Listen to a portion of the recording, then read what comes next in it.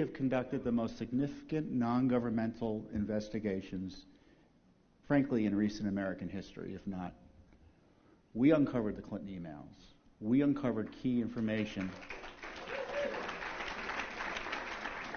about Benghazi, tying the White House to the big lies about Benghazi, leading to the creation of Select Committee.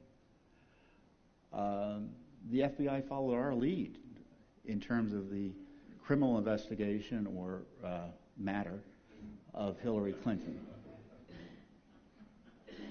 And certainly, Mrs. Clinton wasn't indicted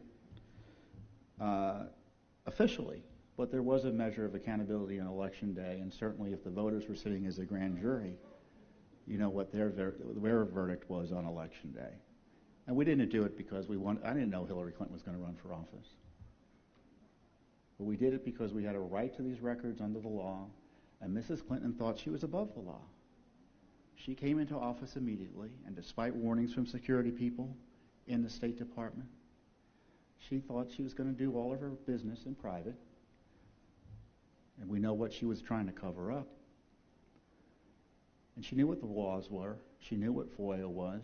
She knew what the requirements were for keeping your emails. She knew what the requirements were for classified information. But she thought she was going to get away with it. And she thought if anyone had to get her emails, they were going to have to go through her lawyer well after she was president of the United States. Well, it turned out very differently for her, didn't it? And everyone thinks she's out of the woods yet, I think, is naive. And I think the reason she's not out of the woods yet is the vociferous attacks on the president. It shows you that they are very nervous that if things settle down and the law enforcement focus became regular, someone like Hillary Clinton would still be facing significant criminal liability. And so the reaction to the loss, the criminal class in many ways lost on Election Day last year. And the reaction to that is to, again, abuse the powers of government to go after the duly elected President of the United States.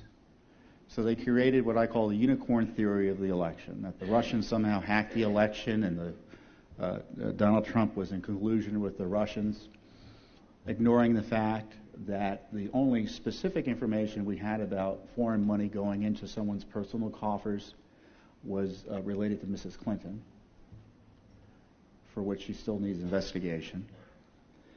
And because the hardcore left controls the levers of government and the media, they were able to create the scenario where the president would be facing criminal liability and potential impeachment. And if they can't get him, they'll get his family. And believe me, if we thought a president Republican had done anything wrong, we'd be first out of the gate saying, hey, there needs to be an investigation, there needs to be an independent investigation, there should be consideration of impeachment, congressional hearings and such. But it's obvious nothing went on. It's obvious. So we're facing this crisis where they're breaking the rules, illegally leaking.